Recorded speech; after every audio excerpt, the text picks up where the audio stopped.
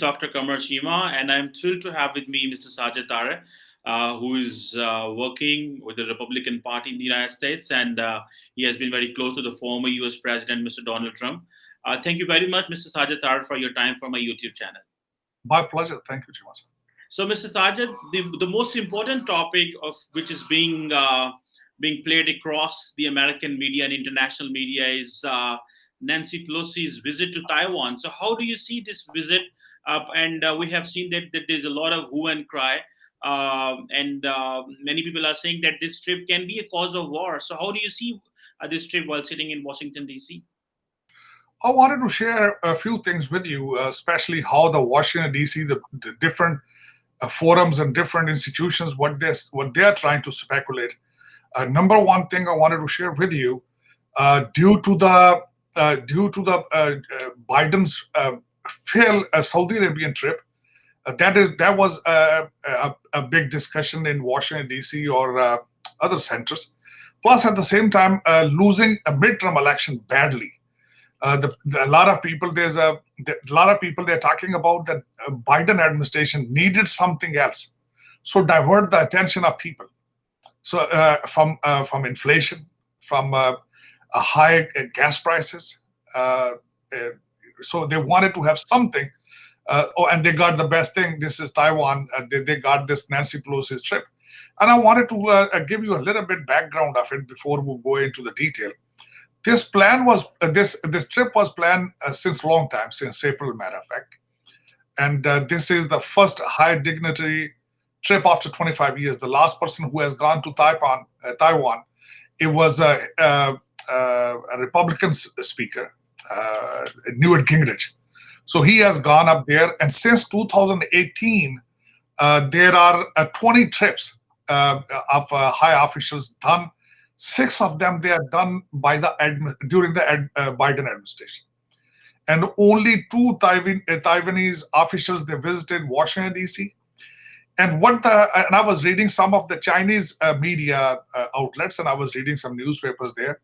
What they are talking about, they are giving a reference of Biden's speech, previous speeches, that we are not interested in independent Taiwan. Plus, they are saying that we have agreement with U.S. The U.S. will not intervene into our internal issues, and they quoted that this is said on the State Department's website. So this is like a poking in third party or something. But the sensitive matter is this: that right now one of the U.S. ship carrier has gone into the Indian Ocean, and one of the Chinese ship carrier has gone to the Indian Ocean. Plus, the China-Russia military exercises are taking place. And another sensitivity is this: that in nearby Taiwan, the Chinese Navy is doing exercises and using the live ammunition. So these things are moving towards the serious the factors. Plus, the 2 other sensitive matters are for China. First of all, there's a 30th anniversary of is coming of the Taiwanese independence from the Britain, and plus there's an election going on for third term of President Xi. So they cannot afford any loss of political equity. So it is very important for them that Nancy Pelosi doesn't go there. Nancy Pelosi has come in front of the press, and she has tried to give a different reason for her trip. She said she belongs to the West Coast, California, and a huge Chinese American population is there, so I have to go there to support the South Asian or Chinese people living in our district. But right now, the U.S. U.S. foreign policy is the weakest in the history. Biden just came from the failed Saudi trip. The way the MBS has treated him, the way he has not increased the oil production, and the way here the Republican Party has used that flair into their game. And plus, right now the inflation in the U.S., unemployment, because the current administration main focus is socialist agenda. So they are still providing entitlements, still providing people funds and other the avenues while they are sitting home after the COVID. Every single business in this country is facing the human resource challenge, and Biden administration is nowhere to provide any leadership. They are just using January 6th against Donald Trump as a political tool, or against uh, his base, a Republican Party. So it is same thing taking place like at any developing country or third world. This is not politics. Democracy is on the losing side, not only in the U.S., everywhere. So far, this is what I was talking to somebody earlier. The U.S. biggest challenge is either to revive or just accept the Chinese supremacy.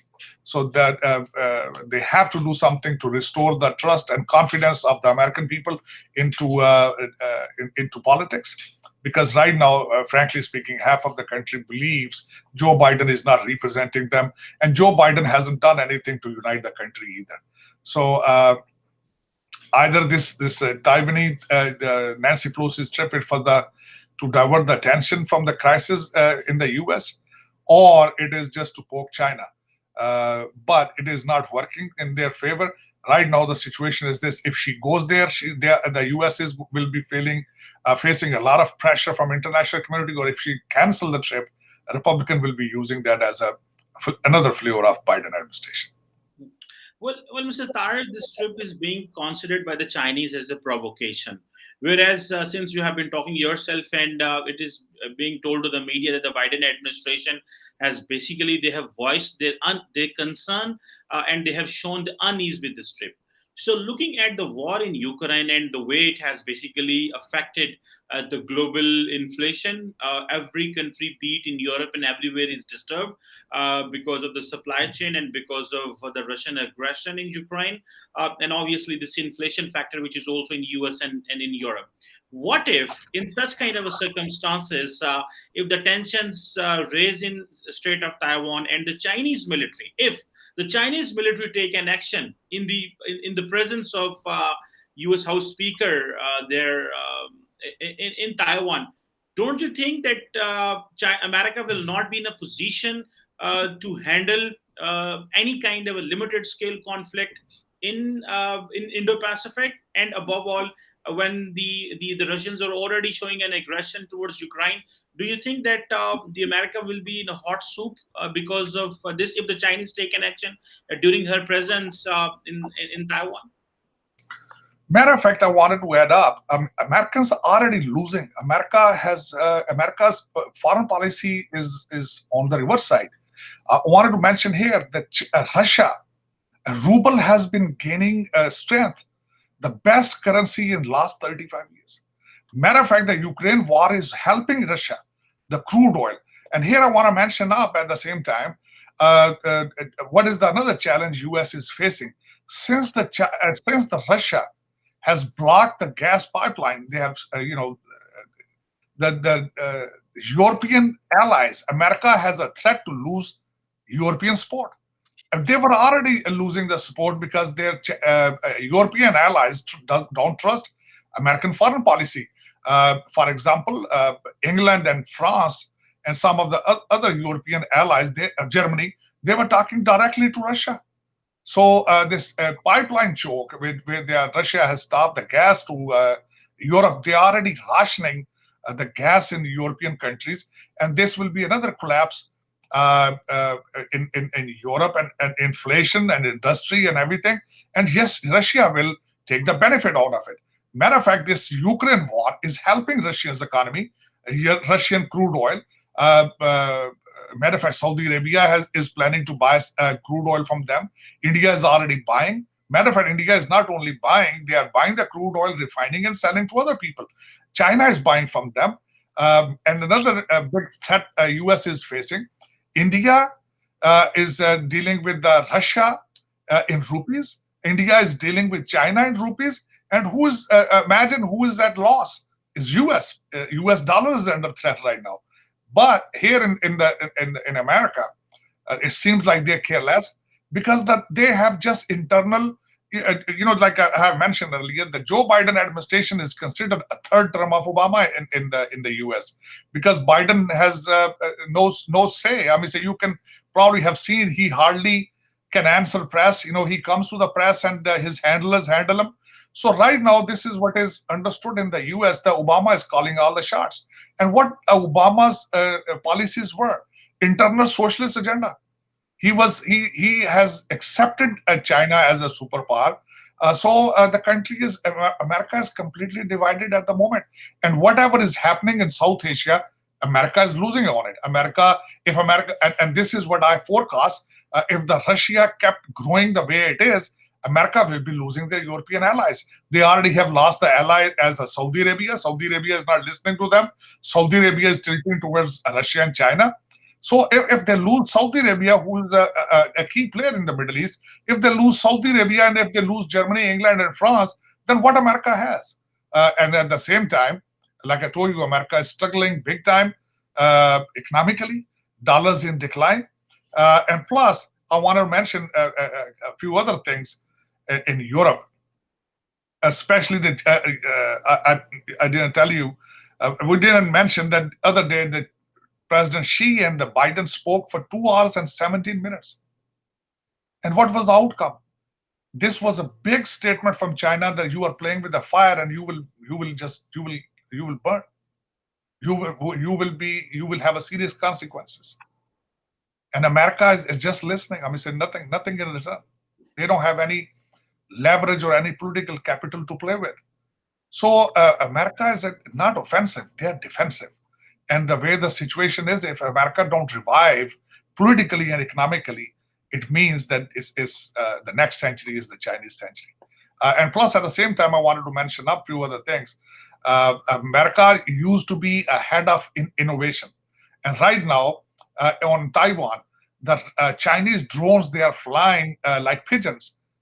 And the American system is not catching up. American have provided them the armaments. 2.2 billion of worth of armaments America sold it to them, but they are not able to detect them drones. Those are flying on Taiwan at the moment. Well, Mr. Sajid Tarar, the interesting question which arises, and that is that with America being considered as one of the most stable country politically, America is the most powerful country, the biggest economy so far in the world. America is spending one of the biggest money on the defense, more than $700 billion. So then why America is weak? That is a very serious question when, for instance, America has been investing in its alliances for decades. It's not about a matter of years, but it's about decades since 1945, end of the World War II. We have seen the alliances, we have seen the global institutions, we have seen one of the biggest military might in the history, and they have they are. It seems that they're losing the power. So, what do you think that what is basically causing the fall of this American power? This is what I was, I wanted to give you some of the references. First of all, in American language, this called the growing pains. And second thing, when I was doing my MBA here, I was taught life of the product, cycle of the product. Third thing I wanted to tell you, the wars are not fought by the ammunition or your technology. Wars are fought by the will. Being supreme, being strong. I mean, say, imagine about the First World War and Second World War. America jumped in there and Normandy beaches, and the stories of bravery, and every American president used to be decorated, and what that means, he would have to prove to the country how patriotic he is. And imagine now, this is what I always tell my friends. Now we have a Bernie Sanders, the American presidential candidate, who openly admit that he's socialist or communist. Imagine America fought the First World War and Second World War, and the sole objective was expansion of socialism. And today they are claiming we are socialist. They are not patriotic anymore. You cannot say I love America in the public anymore. And if you do, the people jump on you and they ask you, America is not good, America is racist, America is this, America is that. And so the thing is this, imagine about it. This is a situation of Pentagon right now. After the withdrawal and after not a withdrawal, embarrassing withdrawal from Afghanistan, they are demoralized. Right now, the Pentagon is demoralized. And the current administration, Obama, during the Obama period, let me tell you, there was a one ship carrier, one of the carrier used to be in South China Sea, and Barack Obama called it back. And during the Obama period, a lot of army bases in the world, they have been vacated, and then the Chinese, they've been signing the leases on them. So, like I told you, uh, this started from a Clinton period. They were outsourcing all the jobs, and they were giving incentives to the people those were outsourcing to China. And then NAFTA was signed, and all of the intellectual property theft, and they didn't do anything. Then Obama came up there, and he was even then. I mean, say right now, the Joe Biden's son, imagine about it. He's on a lot of Chinese companies' boards. And during Biden, during his campaign, he always used to say that China is good, Chinese business is good, this and that. The only president who has stood up to the China was Donald Trump, and after that, Biden was calculated by Russia and China, so they know exactly what kind of mindset he has. Right now, our current administration, they are so calculated by the entire world. Even then, Imran Khan has calculated it because they blamed them that changing his regime. So current administration is so predictable and so calculated. They cannot do anything. They feel like they are they even then cannot handle American internal situation or problems. How can they solve the other problems, issues? And you will see it. To me, is when I was reading this article earlier, it was I believe I was on it was printed in the Hill or Atlantic, that they're just using this Nancy Pelosi's trip as a propaganda scheme, just to divert the attention. American people, they just wanted to give them some new news and divert their attention from the inflation or flavor of Saudi trip. So they wanted to have a news, and CNN is providing them. They are creating a hype. That's basically nothing. Imagine about it. When I was reading this article, I was reading since last 2 weeks. They are coming up with this philosophy that they will shut down Nancy Pelosi's airplane. America is threatening. China is threatening. So they are trying to create this hype in the media. That look how bigger this trip is going to be. I'm not sure. Frankly speaking, I think this trip will be cancelled right now, because America and right now the American Pentagon or Congress can't afford any kind of mishap. Especially at the same time that China has grown so big, the entire world is relying on trade with the China. They can't afford to have inflation is already high, supply chain is broken, food safety is an issue, and America can't afford to have any other new drama. One last quick question from you, Mr. Tarar, and that is that what if the trip is considered? Will this make America stronger or weaker? Weaker. Right now, like I told you, there is no respect for American foreign policy on the international level. So they will lose the confidence and trust of their allies. Imagine about it, the way they are playing. They are playing low in Ukraine. They are not taking strong stand against Russia. They are not even then giving them the proper armaments. Only things were giving just the helmets from Germany, and that doesn't help. Matter of fact, they are, like I told you, their allies leaving because they are not providing them any kind of security or any kind of support, either military support or political support. Right now, if they don't go, the Taiwan will look very bad. China will look strong, and China and Russia, matter of fact, whatever they're doing is working. They are attacking on dollar as a currency. They are attacking on the American foreign policy, and it is working. European allies, Middle Eastern allies, they are already on the run. And if the Asian allies leave, so America will just remain in North America with some of the South American countries in support, which is not good for American foreign policy. Thank you very much, Mr. Sajid Tarar, for helping us to understand Nancy Pelosi's visit to Taiwan and how it is basically affecting the American politics and American power and the dimensions of the internal divide. Thank you very much for your time, sir. My pleasure. Thank you.